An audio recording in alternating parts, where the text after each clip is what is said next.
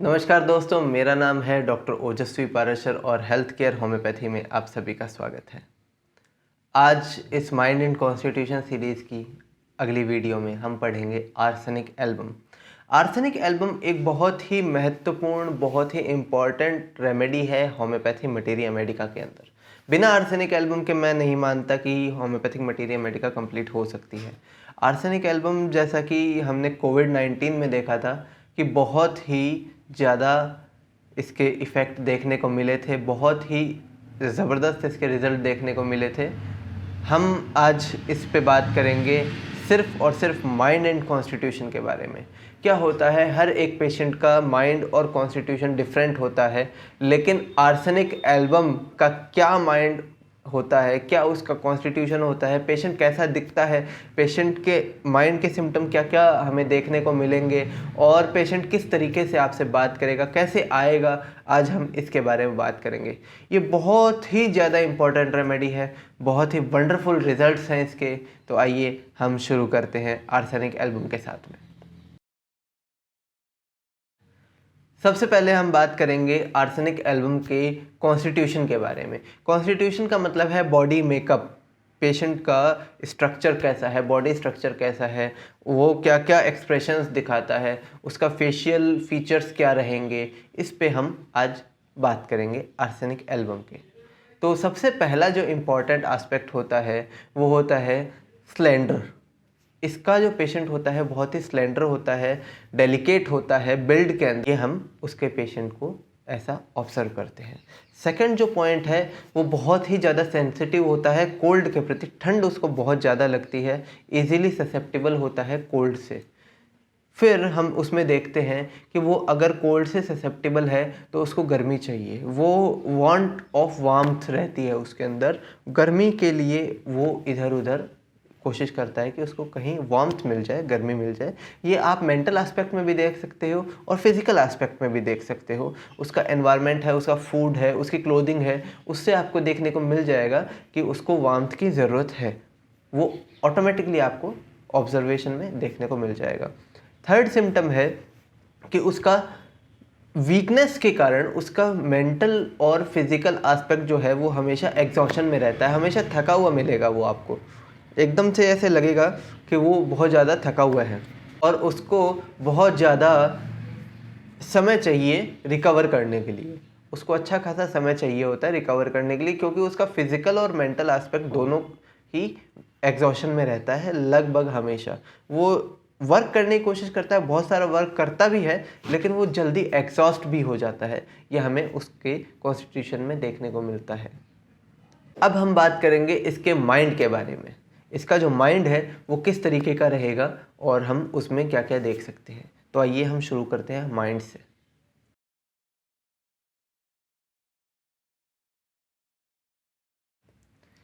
इसके माइंड के अंदर हमें एक चीज़ देखने को मिलती है कि वो एंग्शियस रहता है, उसको एंजाइटी रहती है और रेस्टलेसनेस रहती है, उसको बेचैनी रहती है।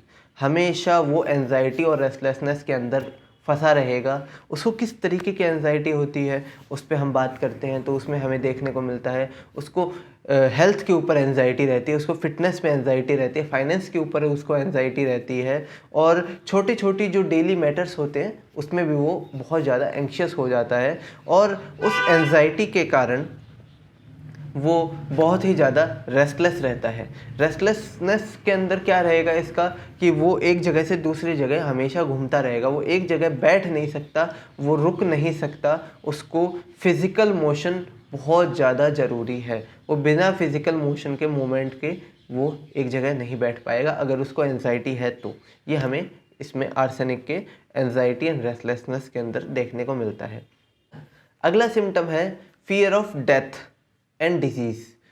ये बहुत ही प्रोमिनेंट सिम्टम है आर्सेनिक एल्बम का।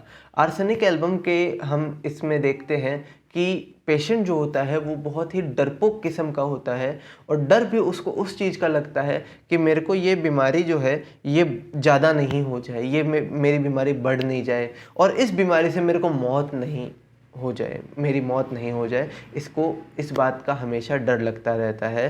तो हम उसकी जो पर्सनैलिटी है उसमें हम उस के डर को देख सकते हैं, इजीली आइडेंटिफाई कर सकते हैं। वो हर बात में ये बोलेगा कि डॉक्टर साहब ये दिक्कत कहीं बढ़ नहीं जाए, ये दिक्कत, वो डायरेक्टली आपको नहीं बोलेगा कि मैं इससे मर जाऊंगा, बिकॉज कभी भी कोई भी पेशेंट आपको डायरेक्ट मटीरिया मेडिका के लाइन टू लाइन की नोट या फिर लाइन टू लाइन सिम्टम नहीं बताएगा। आपको उसको एनालाइज करना पड़ेगा, आपको उसको डिकोड करना पड़ेगा, तब जाके आप उसको समझ पाएंगे।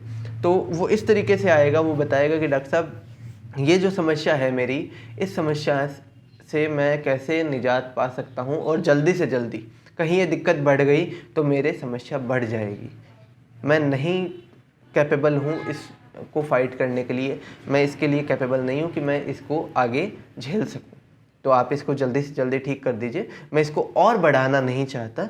इस तरीके से वो पेशेंट आपको बताएगा। इसमें हमें देखने को मिलेगा वो बहुत ही कॉशियस रहेगा, मेटिकुलस रहेगा अपने डिजीज़ के लिए, बहुत काम करने की कोशिश करेगा अपने ऊपर, अपने डिजीज़ को ठीक करने के लिए। वो बताएगा कि डॉक्टर साहब मैं तो है ना, जैसे ये भी करता हूँ, जैसे आपने परहेज बताए थे वो भी फॉलो करता हूँ, जो मैंने यूट्यूब पे देखा था, मैंने इंटरनेट पे देखा था, उन्होंने जो जो मेरे को बताया मैं वो फॉलो करता हूँ, फिर भी मेरी बीमारी कम नहीं हो रही है। उसका जो डर है वो आपको उसकी बातों में देखने को मिलेगा। थर्ड पॉइंट है इसका, in need for order and perfection.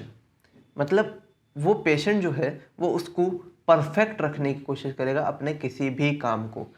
Arsenic का जो पेशेंट होता है बहुत ही इंटेलिजेंट होता है, और आप उसको उसकी टीम के अंदर या फिर आप उसकी फील्ड के अंदर उसको गोल्ड क्राउन्ड पर्सन भी कह सकते हो, क्योंकि वो अपनी फील्ड में किंग है, वो बेस्ट करेगा अपनी फील्ड के अंदर, वो इतना बेस्ट रहेगा कि उसके सामने उसकी फील्ड के अंदर उसको कोई टक्कर नहीं दे सकता। बहुत ही इंटेलिजेंट रहेगा, बहुत ज़्यादा वर्किंग प्रोफेशनल रहेगा, लेकिन उसमें एक चीज़ ज़रूर रहेगी, वो अपनी टेबल को या फिर अपना जो एनवायरनमेंट है उसको नीट एंड क्लीन रखने की कोशिश करेगा, वो हर एक काम को परफेक्ट करने की कोशिश करेगा। ही इज़ अ परफेक्शनिस्ट, वो हर चीज़ को अपना परफेक्ट करने की कोशिश करेगा।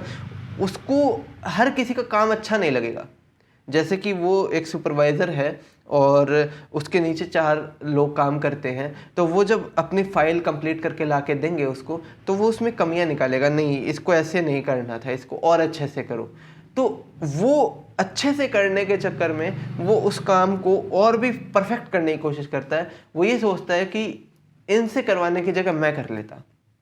He is a good leader, but उसको काम करने के परफेक्शन का जो ऑब्सेशन है उससे वो निकल नहीं पाता है, उसको वो सारी चीज़ें परफेक्ट चाहिए होती है। इसका एक मैं आपको प्राइम एग्जांपल दे सकता हूँ कि अगर वो पेशेंट आपके क्लिनिक में आता है और वेटिंग रूम में वो वेट कर रहा है और आप दूसरे पेशेंट से बात कर रहे हैं, तो अगर आप बाहर की तरफ ऑब्जर्व कर सकते हैं और आप देखते हैं कि वो जो नया पेशेंट आया है वेटिंग रूम के अंदर, आपके जो फोटो फ्रेम लगी हुई है वेटिंग रूम में, या कोई पोस्टर लगा हुआ है, या फिर कोई भी ऐसी चीज़ है जो इधर उधर पड़ी है, या फिर वो फ़ोटो थोड़ी सी टेढ़ी है, क्लॉक जो है वॉल क्लॉक वो थोड़ा सा सही पोजीशन में नहीं है, तो वो उसको जाके उसको ठीक करेगा, उसको पोजीशन में लेके आएगा। वो वहाँ बैठ नहीं सकता, वो ये नहीं सोचेगा कि ये मेरी जगह नहीं है, ये मेरी ऑथोराइज्ड पोजीशन नहीं है यहाँ पे, वो उसको ठीक करेगा। अगर आपकी टेबल के ऊपर वो पेशेंट आ जाता है, आपके सामने बैठा है और आपकी टेबल पे रैंडमली चीज़ें बिखरी हुई है, तो वो उसको सॉर्ट आउट करने की कोशिश करेगा, वो उसको ठीक करेगा। पहले वो आपसे बात करते करते आपका पेन जो है पेन स्टैंड में लगा देगा, वो आपका जो एनवायरनमेंट है उसको ठीक करने की कोशिश करेगा। वो नहीं सहन कर सकता कि कुछ भी बिखरा हुआ रहे, तो ये उसकी पर्सनैलिटी रहती है, ये उसकी टेंडेंसी रहती है, वो परफेक्शन की तरफ देखता है। He is a gold crowned person with perfectionist personality, ये आपको देखने को मिलता है। अगला जो पॉइंट है वो है सस्पिशियस एंड क्रिटिकल। अब वो सस्पिशियस भी है और क्रिटिकल। अब सस्पिशियस के अंदर क्या रहेगा कि कोई भी नया बंदा उसको अप्रोच करता है, उसको बात करने की कोशिश करता है, तो वो सस्पिशियस ऐसे भी रहेगा कि इसका मोटिव क्या है, ये मेरे से क्यों बात कर रहा है। वो कभी भी क्लियरली ये नहीं सोचेगा कि ये विदाउट मोटिव मेरे पास आया है, या फिर ये मेरे से जो इसने बात कही है वो उसी बारे में जानकारी लेने आया है। वो हमेशा सस्पिशियस रहेगा, वो हमेशा देखेगा कि इसकी बैकग्राउंड में क्या है, ये क्या चाहता है मेरे से। तो ये चीज़ उसमें हमें देखने को मिलती है। अगला है डिपेंडेंसी एंड इनसिक्योरिटी। ऐसे तो वो पेशेंट इंडिपेंडेंट रहता है, लेकिन जब वो इल होता है, जब वो बीमार होता है, तब उसको चाहिए डिपेंडेंसी, क्योंकि उसका नेचर क्रिटिकल रहता है। वो कभी भी एग्जैक्टली कुछ चीज़ क्लियर नहीं कर सकता कि उसका नेचर किस प्रकार का है। वो डोमिनेंट भी है, लेकिन वो क्रिटिकल कंडीशन में भी है। उसके दिमाग में हमेशा ये चलेगा कि मेरे को अभी किसी की ज़रूरत है, खासकर अपने जो प्यारे लोग हैं, लव्ड वंस हैं, उनकी तरफ उसका बहुत ज़्यादा प्रभाव रहेगा। वो चाहेगा कि उसके जो लव्ड वन हैं वो उसके पास बैठें, उससे बात करें। खासकर उस कंडीशन में जब वो इल है, जब वो बीमार है, तो वो ये कोशिश करेगा कि मेरे से लोग आएँ, मिलें, मेरे से बात करें, और मतलब वो ये कोशिश करेगा कि कोई उससे बात करे, उससे कोई डिटेल में, और ख़ासकर अपने ख़ास लोग, जैसे कोई बेटा हो गया, वाइफ हो गई, या फिर उसके पेरेंट्स हो गए, तो वो उनसे ज़्यादा संपर्क में रहने की कोशिश करेगा। ये आपको उसमें देखने को मिलेगा। ये बहुत ही इम्पॉर्टेंट सिम्टम है इसका, और हमें इसमें इजीली देखने को मिल सकता है। साथ में उसकी जो लाइफ है वो सीडेंटरी लाइफ रहती है। वो ऑफिस वर्कर होता है क्योंकि वो इंटेलिजेंट है, और उसकी जो परफेक्शनिस्ट वाली जो कंडीशन है उसकी वजह से वो हार्ड वर्किंग भी रहता है, बहुत ही ज़्यादा हार्ड वर्किंग रहता है, इसलिए वो सक्सेसफुल भी होता है। बहुत ज़्यादा उसकी सक्सेस रेट भी रहती है, और उसके कारण क्या है कि वो हाई एस्पेक्ट के अंदर, लिविंग के अंदर, हायर लिविंग के अंदर वो कोशिश करता है। वो ये सोचता है कि मैं और भी अच्छा कमाऊं और भी अच्छा अपना जीवन यापन करूं। लेकिन अब वो जीवन यापन कर रहा है, लेकिन अब वो बीमार हो गया।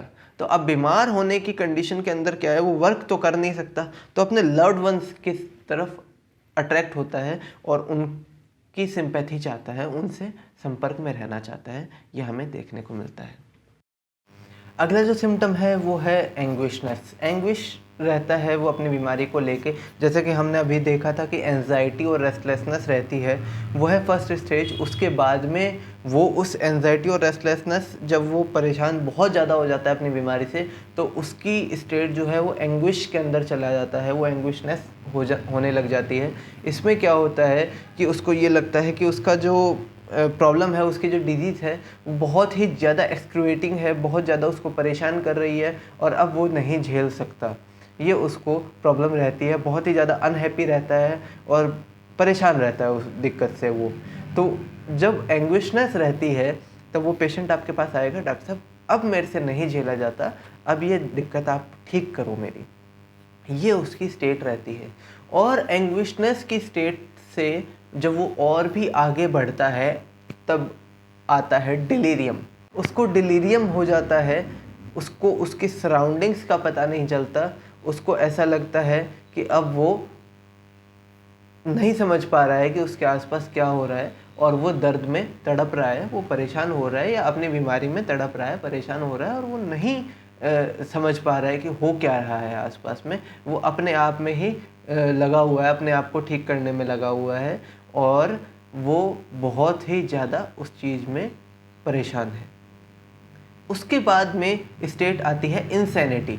वो उसकी लास्ट स्टेट होती है, उसके अंदर वो संपूर्ण रूप से पागलपन का शिकार हो जाता है, और वो अपनी ही इस चीज़ को महत्व देने की कोशिश करता है, अपने आप को ठीक करने की कोशिश करता है। वो किसी से कोई बात नहीं करेगा, वो सबसे अलग हो जाएगा, सबको दूर भगा देगा, बस अपने आप को ठीक करेगा। जैसे कि एक एग्जांपल मैं देना चाहूँगा इसके अंदर, आर्सेनिक का जो पेशेंट होता है उसमें मोस्ट प्रोमिनेंट सिम्टम होता है बर्निंग का। उसको शरीर में कहीं पे भी जलन हो सकती है, और बर्निंग उसकी जो है वो बहुत ही एक्सक्रूएटिंग रहती है, बहुत ही ज़्यादा जलनदार रहता है। और जब वो उसको बर्निंग हो रही होती है तो उसको ये लगता है कि अब मेरे को इससे छुटकारा चाहिए, तो उसके लिए वो पानी पीने की कोशिश करता है। उसको अनक्वेंचेबल थ्रस्ट रहती है, वो पानी बहुत ज़्यादा पीता है उसको ठंडा, अपने आप को ठंडा रखने के लिए। अब इसमें अनक्वेंचेबल थ्रस्ट और भी बहुत सारी मेडिसिन के अंदर है, खासकर हम ब्रायनिया में देखते हैं अनक्वेंचेबल थ्रस्ट हमें देखने को मिलता है। लेकिन आर्सेनिक और ब्रायनिया में एक बहुत इंपॉर्टेंट डिफरेंस है। आर्सेनिक का पेशेंट है वो सिप सिप करके पानी पीता है, थोड़ा थोड़ा घूंट घूंट करके पानी पीता है, लेकिन ब्रायनिया का जो पेशेंट है वो लार्ज क्वांटिटी ऑफ वाटर जो है वो ड्रिंक करता है, पीता है। क्यों? ब्रायनिया के अंदर ड्राइनेस देखने को मिलती है, उसकी पूरी बॉडी जो है वो ड्राइनेस की तरफ ज़्यादा वो सिम्टम हमें देखने को मिलता है। उसकी बॉडी ड्राई रहती है, उसके लिप्स ड्राई रहते हैं, उसकी टंग ड्राई रहती है, उसका माउथ ड्राई रहता है, इसलिए वो पानी लार्ज क्वांटिटी में पीता है ताकि उसका जो शरीर है वो, उसका जो मुंह है वो गीला रहे। लेकिन आर्सेनिक का जो पेशेंट है वो सिप सिप करके पानी इसलिए पीता है, थोड़ा थोड़ा पानी इसलिए पीता है कि उसको उस बर्निंग से उसमें आराम मिल सके। ये हमें देखने को मिलता है आर्सेनिक के अंदर। तो ये सारे सिम्टम जो हैं ये इम्पॉर्टेंट सिम्टम हैं जो हम माइंड एंड कॉन्स्टिट्यूशन में देखते हैं। और भी इसके बहुत सारे ऐसे सिम्टम हैं जो जनरल्स के अंदर आते हैं जो हमने स्टडी नहीं करे, जो एब्डोमिनल सिम्टम्स है, हेड के हैं और हेड टू टो इसके सिम्टम्स हैं, क्योंकि ये पॉलीक्रेस्ट रेमेडी है। बहुत डिटेल में इसके सिम्टम्स हैं जो कि हम आगे कभी समय मिलेगा तो इस वीडियो के अंदर मैं आपको और डिटेल में आर्सेनिक को एक जनरलाइज्ड रेमेडी के तौर पे बताऊंगा। क्योंकि ये माइंड एंड कॉन्स्टिट्यूशन सीरीज़ का वीडियो है तो इस वीडियो को मैं यहीं समाप्त करने की आपसे गुजारिश करता हूं और अगली बार हम मिलते हैं इसी चैनल पे। अगर ये वीडियो आपको अच्छा लगा तो आप इसे लाइक करें, सब्सक्राइब करें चैनल को और बेल आइकन दबाएं। नेक्स्ट जो वीडियो आएगी वो आपके नोटिफिकेशन में आपको मिल जाएगी। नमस्कार, धन्यवाद।